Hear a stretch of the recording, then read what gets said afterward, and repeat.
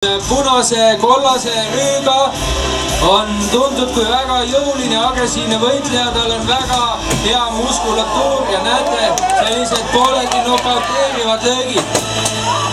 Aplausid on lubatud,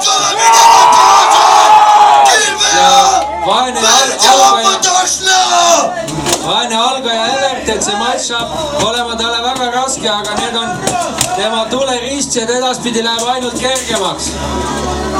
Ja Airik ei ole mingi naljanumber. Nad hakkavad lõpuks väsima.